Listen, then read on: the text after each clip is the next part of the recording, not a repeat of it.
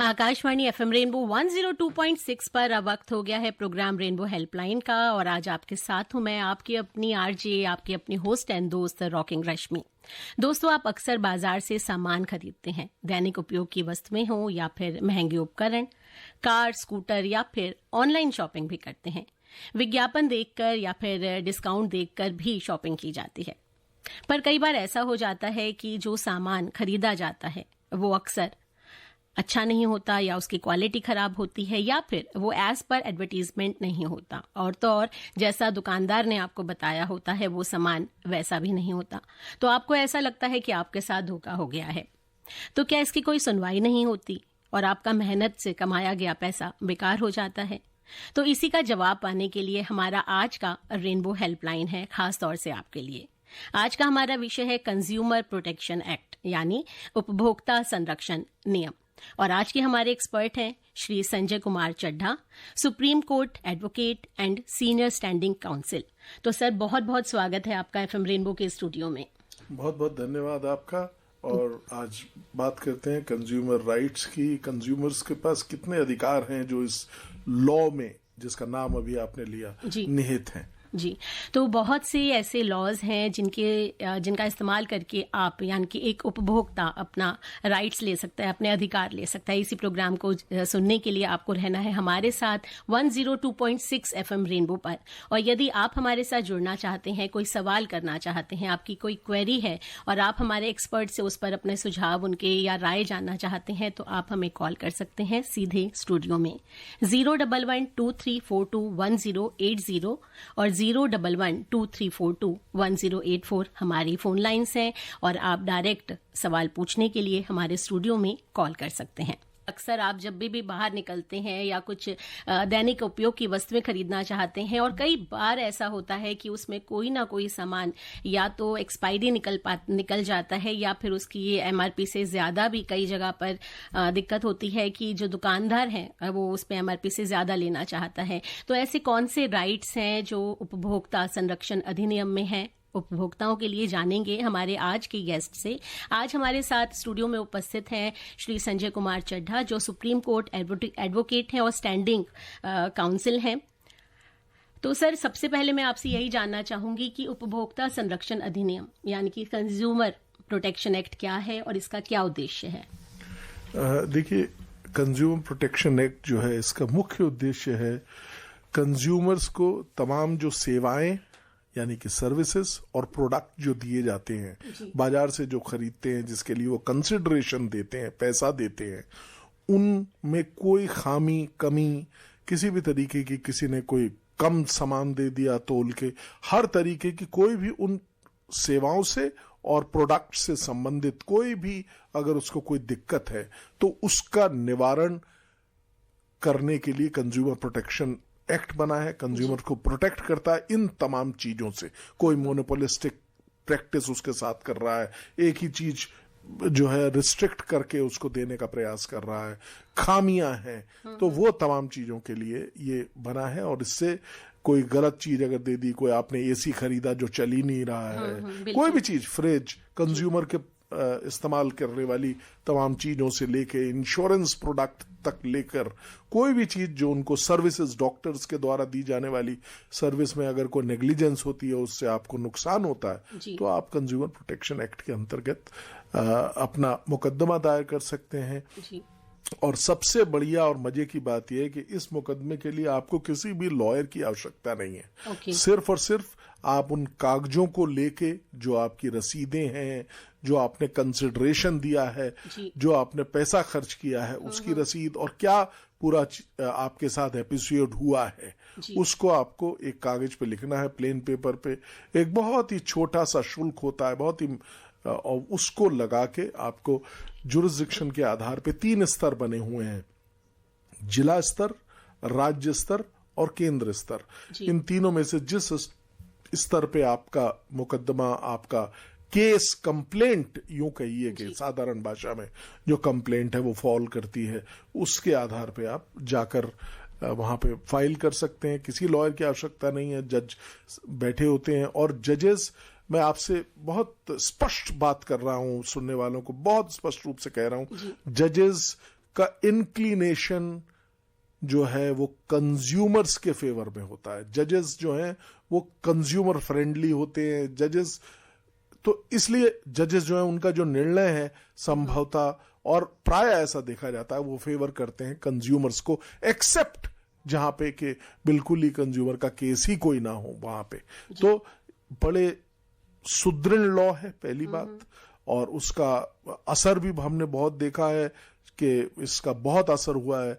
और आपको मैं बताना चाहता हूं ये एक्ट अब दूसरा एक्ट है। इससे पहले 1986 में पहला एक्ट आया था जिसने हम सब की सेवा की तकरीबन 34 साल तक। 34 साल तक 1986 का एक्ट था, और उसके बाद 34 साल के बाद ये नया एक्ट अभी 2019 में आया था, जिस एक्ट के तहत अब हम गवर्न होते हैं। देखिए ना, मैं आपको बताऊं लॉ का आपसे बहुत साधारण भाषा में लॉ का उद्देश्य क्या है। लॉ का उद्देश्य होता है समाज की सेवा करना। तो इसी उसमें अब 1986 में हमने कोई ई कॉमर्स नहीं था, कोई टेली मार्केटिंग नहीं हुआ करती थी, ग्लोबल मार्केटिंग चेन होती हैं आजकल, आप अमेरिका में बैठी हुई चीज को यहीं खरीद सकते हैं। न्यू सर्विसेज आ गई, कई सारी नई, कुरियर क्या 1986 में कुरियर नहीं होता था, बहुत मतलब प्रारंभिक अपने उसमें होता था, और हम लोग डाक सेवाएं, तो एक बहुत बड़ा चेंज सोसाइटी में आया है, नई सेवाएं नई चीजें सोसाइटी ने देखी हैं, तो उन सबको भी इस नए एक्ट में समावेशित किया गया है। नए एक्ट बनाने का उद्देश्य मात्र यही था कि कई चीजें, अब जैसे आपने ऑनलाइन कोई चीज खरीदी तो पिछले एक्ट में उसका प्रोविजन नहीं था। तो इसलिए समय के अनुसार, मॉडर्नाइजेशन के अनुसार, मैं तो यूं कहूंगा कि पुराना 86 का जो एक्ट था उसको मॉडर्नाइज करके हम सब लोगों के समक्ष दोबारा रखा, सुदृढ़ एक्ट बनाया, ज्यादा शक्ति कंज्यूमर्स को दी।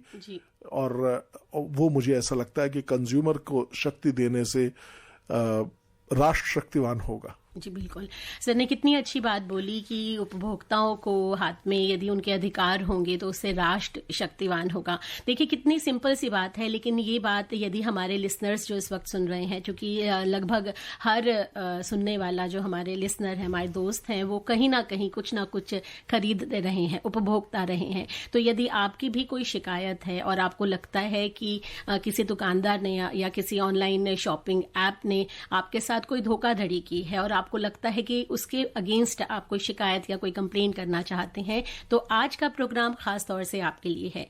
रेनबो हेल्पलाइन में हमारा आज का विषय है कंज्यूमर प्रोटेक्शन एक्ट, और इसी से जुड़ा यदि आपका भी कोई सवाल है तो आप हमें व्हाट्सएप मैसेज भी कर सकते हैं और स्टूडियो में कॉल भी कर सकते हैं। व्हाट्सएप मैसेज करने के लिए हमारा नंबर है 9868107070।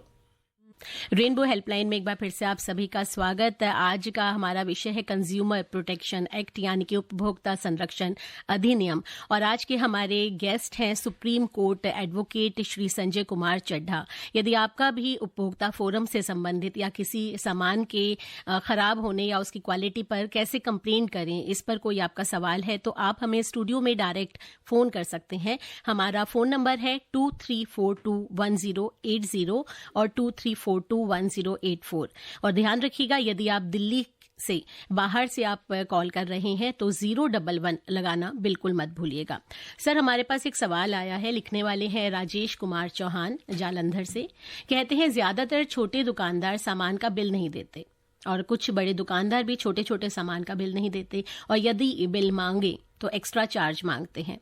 तो क्या फिर बिना बिल के या किसी सामान खराब की शिकायत नहीं कर सकते?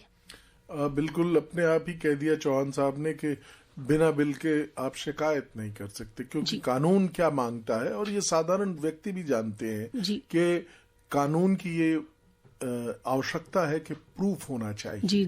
अगर आपने सामान लिया है तो आपको प्रूफ लगाना। हाँ, यदि अगर वो दुकानदार आपकी शिकायत पे मान जाए कि हाँ मैंने ही दिया है, जो संभवतः कई बार नहीं हो पाता है, तो इसलिए सबसे बड़ा सुझाव, सबसे बड़ी बात आज के कार्यक्रम से जो निकलनी चाहिए वो यही है कि आप अपने दिए गए पैसे का, जो भी आपने पैसा दिया है, उसके लिए जो सेवा ली है या सामान लिया है, तो उसका एक बिल या रसीद अवश्य लें, क्योंकि वही बेसिस बनेगा जिसके आधार पे आप अपनी कंप्लेंट फाइल कर सकते हैं। अगर आपको कोई सेवा या सामान फ्री में दिया गया और वो गलत है तो आप नहीं कर सकते हैं किसी भी तरीके की शिकायत। तो कंसिडरेशन अर्थात आपके द्वारा दिए गए पैसा एक बहुत इंपॉर्टेंट एस्पेक्ट है कोई भी कंज्यूमर शिकायत का। सर लेकिन कई बार ऐसा होता है बहुत ही छोटा छोटा सा सामान, जैसे सुबह दूध ब्रेड लाना है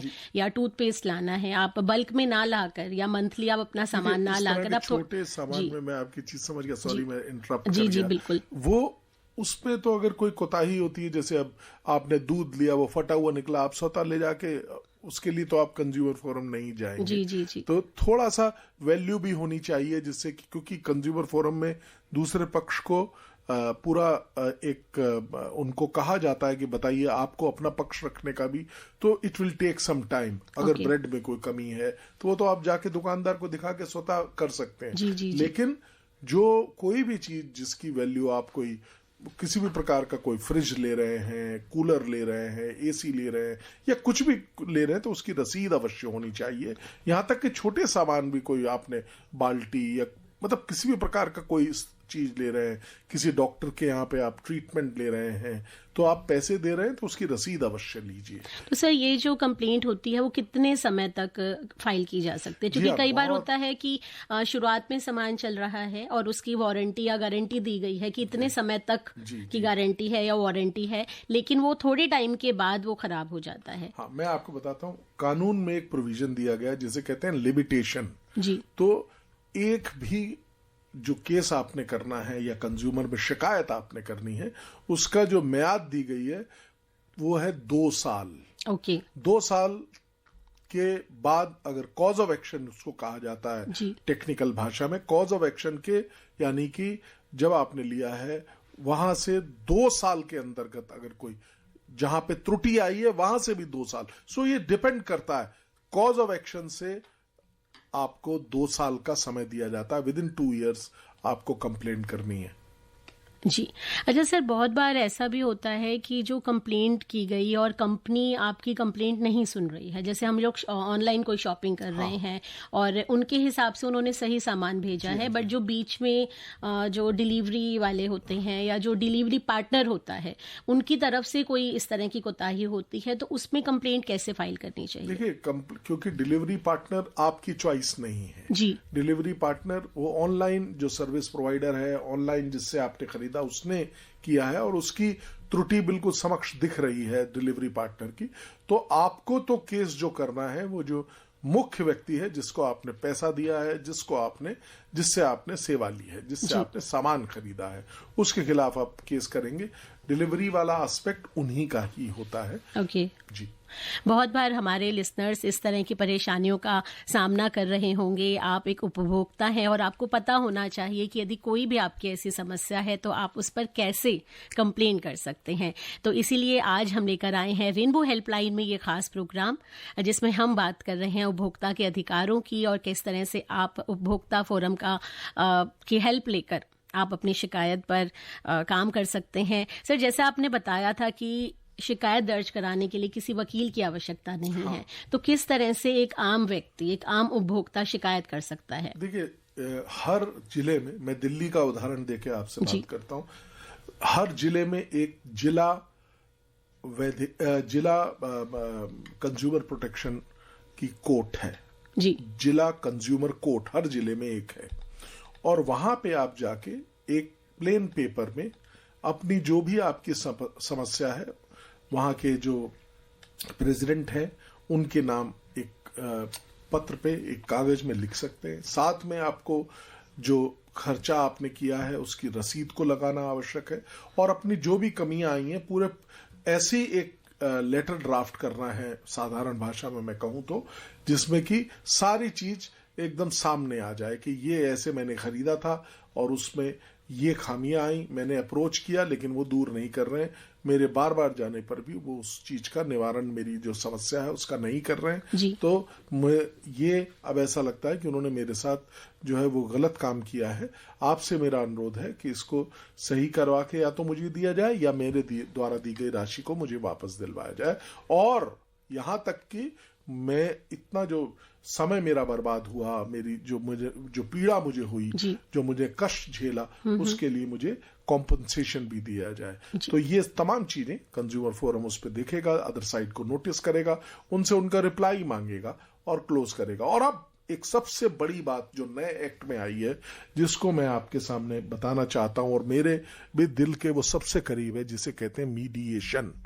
अर्थात मीडिएशन दोनों पार्टियों को, दोनों पक्षों को साथ बिठा के सबसे पहले कंज्यूमर फोरम कोशिश करता है कि वो निवारण बैठ के हो जाए, जिससे कि यथाशीघ्र चीजें समाप्त हो जाएं।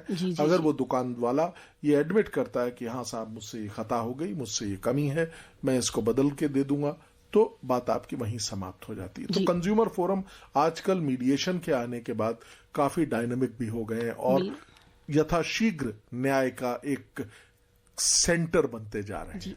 बहुत ही अच्छा ये क्लॉ है कि इसमें एक मीडिएशन के द्वारा आपका जो प्रॉब्लम है, आपका जो कंप्लेंट है, उस पर जल्दी से जल्दी कार्रवाई हो जाती है और उपभोक्ता को उसका कॉम्पनसेशन भी मिल जाता है और उसके दिमाग में जो चिंता, जो टेंशन होती है, वो भी खत्म हो जाती है। मैं एक छोटी सी बात यहाँ पे कहना चाहूंगा कि मध्यस्थता में होता यह है कि क्योंकि दोनों पक्षों को बैठा के बिना किसी दबाव के चीज को समझौते के जरिए समाप्त किया जाता है, तो दोनों पक्ष मुस्कुराते हुए मध्यस्थता के जो केंद्र होता है या मध्यस्थता का जो कमरा होता है जहां बैठे होते हैं, दोनों मुस्कुराते हुए निकलते हैं, दोनों के मन साफ हो जाते हैं और द्वंद्व की जो स्थिति है वो नहीं चलती है। बिल्कुल। तो सर ने जिस तरह से बताया ना कि मुस्कुराते हुए निकलते हैं, तो मुस्कुराते हुए एक बहुत ही प्यारा सा ट्रैक मुझे याद आ रहा है जो हमारे सर की आपको कई बार जन्म लेने की आवश्यकता बिल्कुल नहीं है। यदि आपके साथ कोई धोखाधड़ी हुई है, कोई फ्रॉड हुआ है, तो आप डेफिनेटली आप तुरंत उस पर कंप्लेंट फाइल कर सकते हैं और आपकी शिकायत का समाधान जल्द से जल्द हो भी सकता है। सर, क्या ये जो शिकायतें हैं, ये ऑनलाइन भी इनकी कंप्लेंट फाइल की जा सकती है? देखिए, जहां तक सवाल है, हम लोग मैं अगर आपसे सही कहूं तो इस दशक में अर्थात 2020 के बाद, कोरोना काल के बाद से हम लोग ऑनलाइन प्रोसेसेस में बढ़ रहे हैं जी। लेकिन अभी सुदृढ़ तौर पे हम 100% नहीं है ऑनलाइन कंज्यूमर फोरम एक्सेट्रा। लेकिन अब कुछ एक क्षेत्रों में, कुछ जिले, दिल्ली में भी 2-4 जिले हैं जहां पे कि अब आप कंज्यूमर कंप्लेंट ऑनलाइन भी कर सकते हैं। यहीं पे मैं आपको बताना चाहूंगा कि राष्ट्रीय स्तर पे जो नेशनल कमीशन है, वहां पे काफी काम ऑनलाइन हो चुका है, लेकिन आपको ऑनलाइन के साथ साथ अब ऑफलाइन भी दोनों चीजें करनी पड़ती हैं और स्लोली ग्रेजुअली मुझे ऐसा लगता है कि वो ऑनलाइन पे आ जाएंगे। सिमिलरली स्टेट कमीशन में भी धीमे धीमे ऑनलाइन फाइलिंग के केसेस बढ़ते जा रहे हैं। जी सर, हमारे पास बहुत सारे सवाल आए हैं व्हाट्सएप के जरिए। हालांकि हमारे लिसनर्स के लिए हमारे फोन लाइंस भी खुली हैं 01123421080 और 01123421084 हमारी फोन लाइंस हैं। आप हमें डायरेक्ट स्टूडियो में फोन भी कर सकते हैं।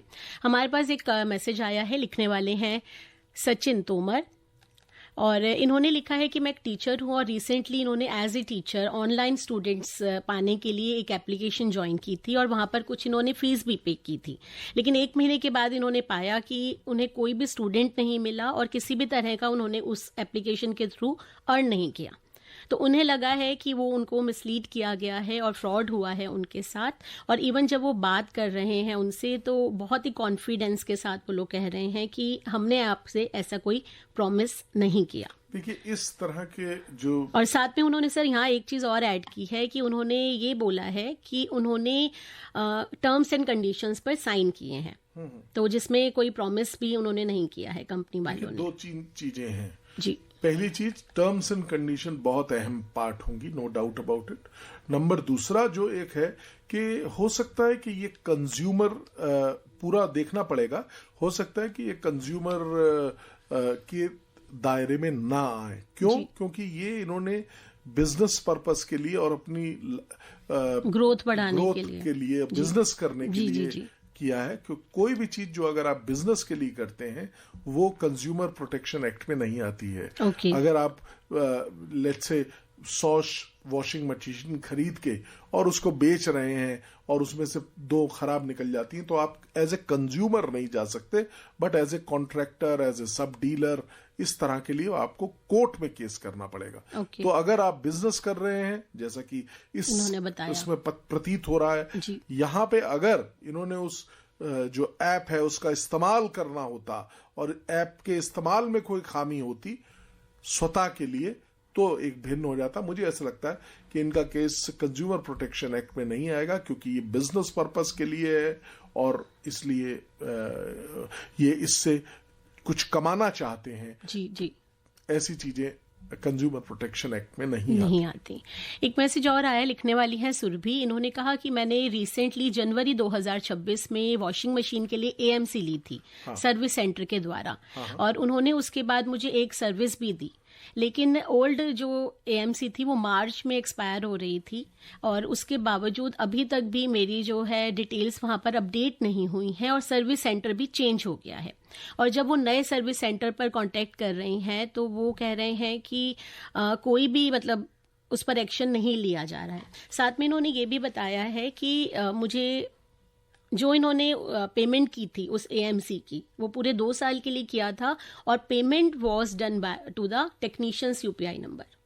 तो आई थिंक ये भी एक गलत है कि टेक्नीशियन के यूपीआई नंबर पे इन्होंने पेमेंट की है। क्या लगता है सर आपको? टेक्नीशियन ये एक संदेह देती है। जी। लेकिन फिर भी अगर उस यूपीआई नंबर से इनके पास डिटेल है, इनके पास उस टेक्नीशियन का जो है उसके जो आई कार्ड है उसकी फोटो है, तब ये जाके और बता जरूर सकते हैं कि इन्होंने क्योंकि पेमेंट किया हुआ है और उसका प्रूफ इनके पास है। लेकिन एक एज ए रूल हम सबको ध्यान रखना चाहिए कि आप टेक्नीशियन या जो भी आपको विजिट कर रहा है उसको नहीं पैसे देंगे, आपको कंपनी को पैसा देना है।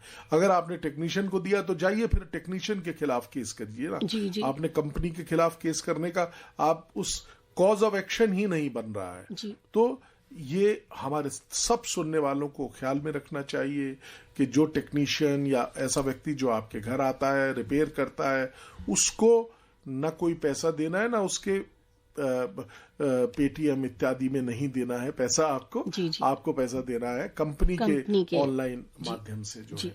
तो सर एक सवाल पैंथर तोमर ने किशनगंज दिल्ली से लिखा है और इन्होंने कहा है कि आज शिकायत करने के लिए कोई ऑनलाइन प्रोसेस भी है, तो आई थिंक इन्हें इनकी क्वेरी का समाधान मिल गया होगा। आपने अभी रिसेंटली बताया है। बिल्कुल। इसके अलावा कुछ एक ना कंपनियों के अपने बड़ी बड़ी जो कंपनियां हैं उनके अपने पोर्टल्स हैं जहां पे कंज्यूमर्स की जो शिकायतें हैं उनका वो निवारण करते हैं, और मैंने कई जगह पे ऐसा अनुभव किया है कि वो पोर्टल्स बहुत इफेक्टिव भी रहे हैं।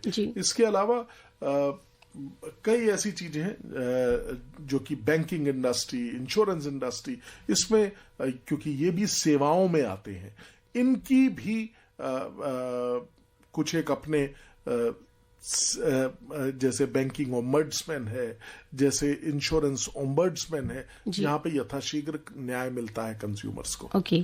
भुवन सिंह का मैसेज आया है छतरपुर से। उन्होंने कहा बहुत अच्छी जानकारी मिल रही है और साथ ही जो अभी रिसेंटली सॉन्ग चलाया था वो भी इन्हें काफी अच्छा लगा। एक सवाल हम तक पहुंचाया है, लिखने वाले हैं राजेश कुमार चौहान। इनका कहना है कि क्या हम प्रॉपर्टी डीलर से मकान या फ्लैट खरीदते हुए उसकी भी शिकायत कर सकते हैं किसी धोखाधड़ी की? बिल्कुल सही कहा चौहान साहब। अगर आपके पास प्रूफ है कि आपने प्रॉपर्टी डीलर से सेवा ली है, नंबर 1, उसको उसके एवज में आपने पैसा दिया है उस सेवा के लिए, तो वो सेवा कंज्यूमर प्रोटेक्शन एक्ट में तहत कवर्ड है, नंबर 1। नंबर 2, एक और ऑल्टरनेटिव है जिसे हम कहते हैं रेरा का एक्ट है, रियल एस्टेट अथॉरिटी एक्ट है। उसमें भी अगर आप फॉल करते हैं, प्रॉपर्टी रजिस्टर्ड है, तो वहां पे नियमित और चिन्हित प्रॉपर्टी डीलर्स हैं, उनके खिलाफ भी आप अगर उनसे आपने डील किया है केस कर सकते हैं। तो सर जैसे आपने बताया कि रेरा में यदि तो क्या वो जो प्रॉपर्टी डीलर है वो भी उसमें रजिस्टर्ड होने चाहिए? रेरा के तहत ये रिक्वायरमेंट है। ओके। अगर रेरा रजिस्टर्ड प्रॉपर्टी डीलर हैं वो ही रेरा से रजिस्टर्ड प्रॉपर्टीज को बेच सकते हैं। वो एक बहुत बड़ा अपना अलग मुद्दा है, लेकिन रेरा के अंतर्गत आजकल 2016 से जब भी कोई प्रॉपर्टी बनती है उसकी अपनी म्याद है, जो बेचने के लिए बनती है, चाहे वो रेजिडेंशियल हो, कॉमर्शियल हो, तो उसको आपको रेरा में बिल्डर को रजिस्टर्ड कराना होता है। इसी प्रकार से उसको बेचने, सेल और परचेज के लिए प्रॉपर्टी डीलर्स को अगर डील करना है तो वो भी रजिस्टर्ड होते हैं।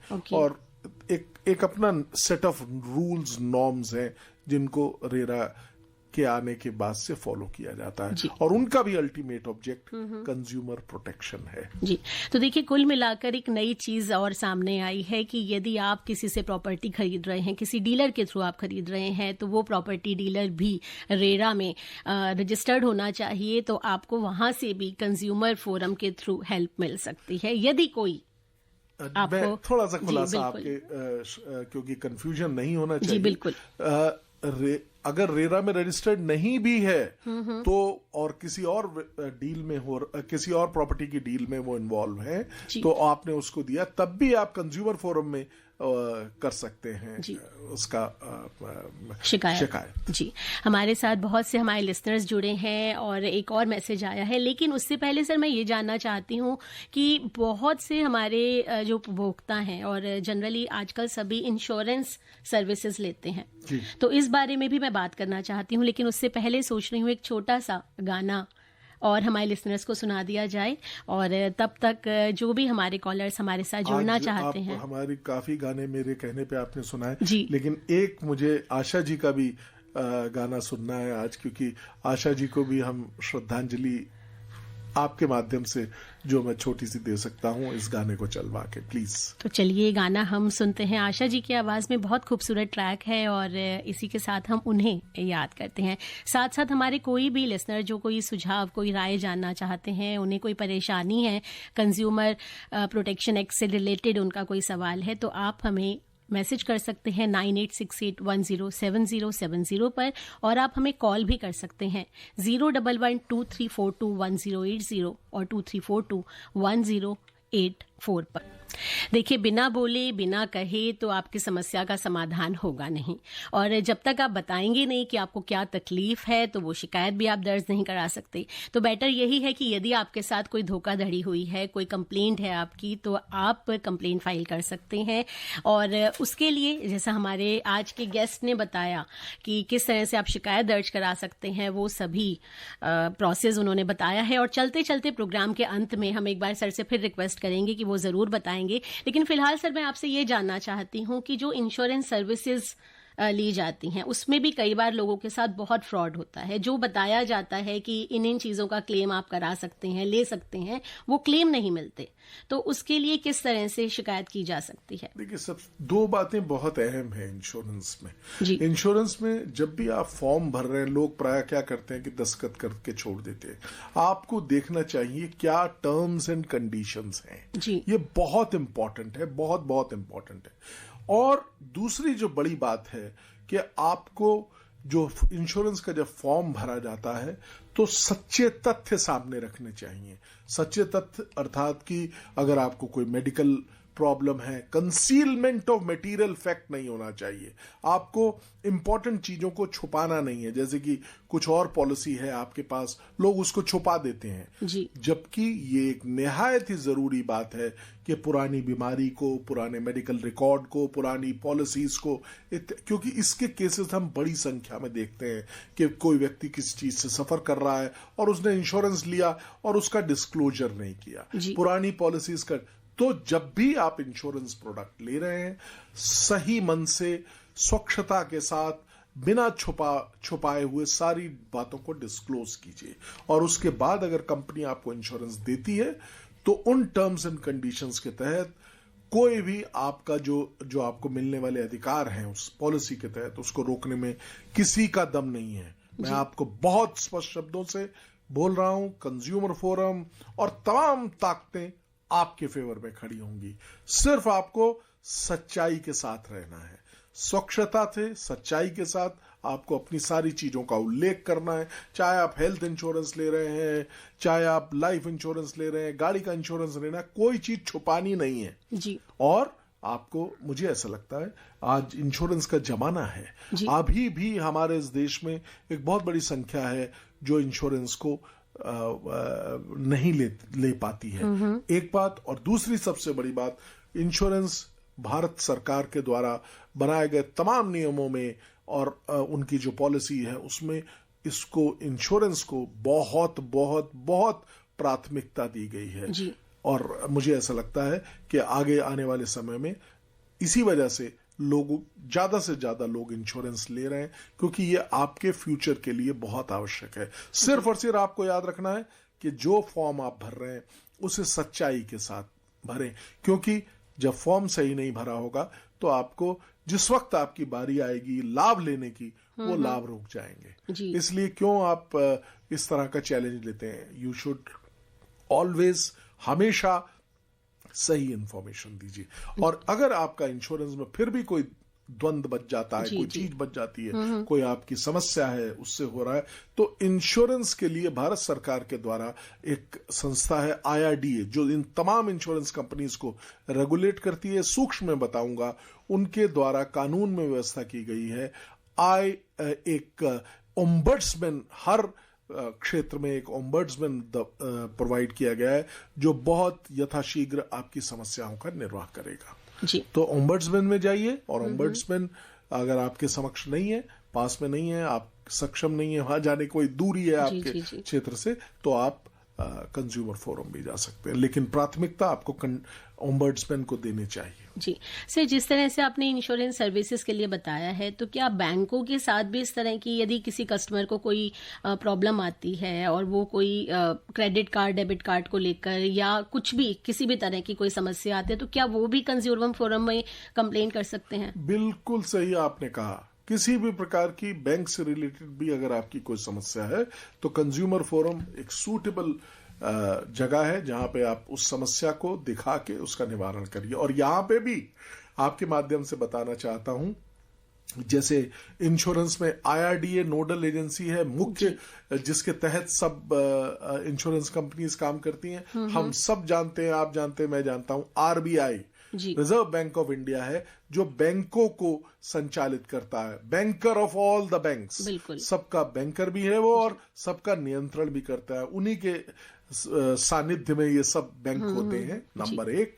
और नंबर 2, RBI ने ही बैंकिंग ओम्बड्समैन सिस्टम भी शुरू किया है। हर बैंक ने भी अपना ओम्बड्समैन सिस्टम शुरू किया है, लेकिन अगर आपकी कोई शिकायत है, RBI के ओम्बड्समैन में जाइए और अपनी शिकायत करिए। और मजे की बात, जैसा आपने सवाल किया था, ये सब कुछ ऑनलाइन भी आप कर सकते हैं।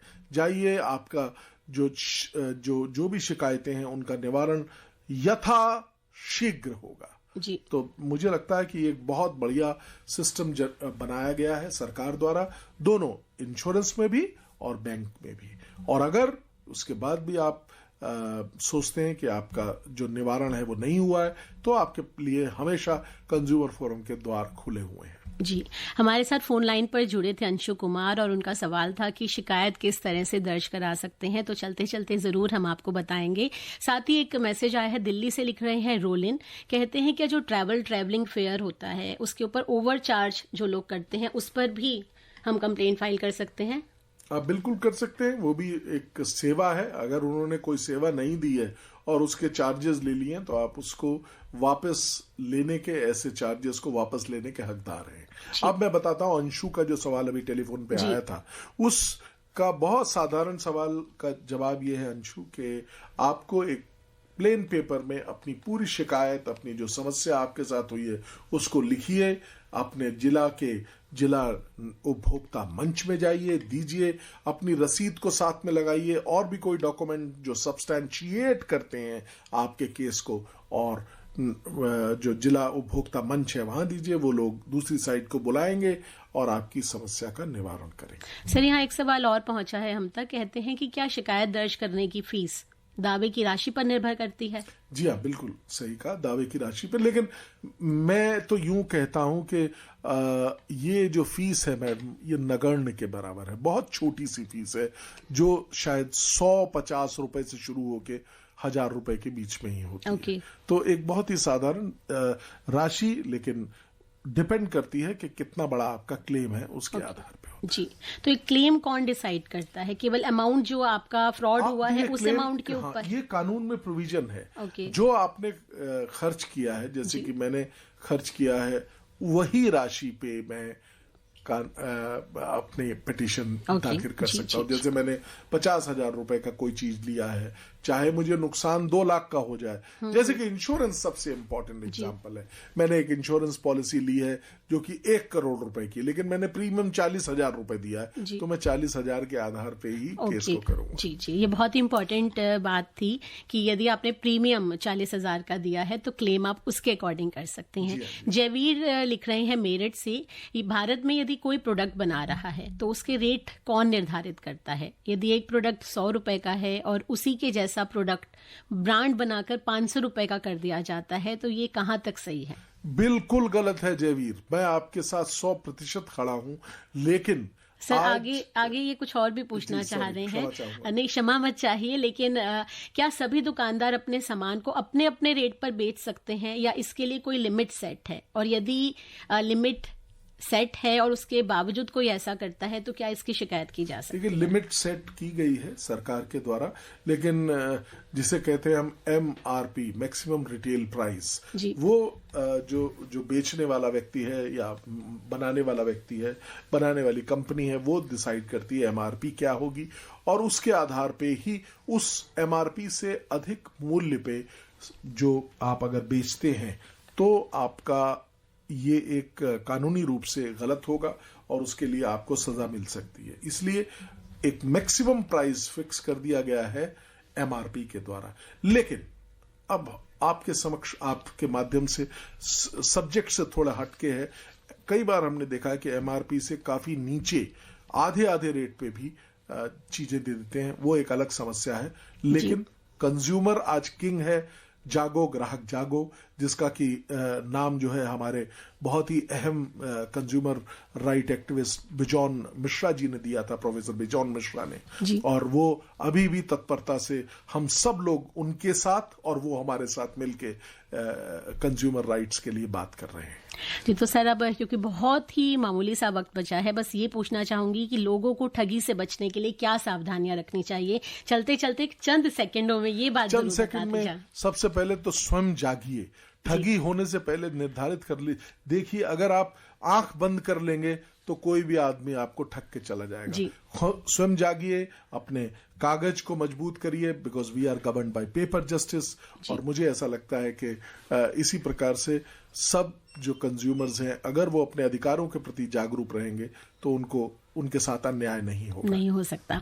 तो आज का हमारा विषय था कंज्यूमर प्रोटेक्शन एक्ट, और हमारे साथ आज एक्सपर्ट थे supreme court advocate and senior standing council Shri Sanjay Kumar Chadha, और मैं थी आपके साथ आपकी अपनी RJ रश्मि गुप्ता।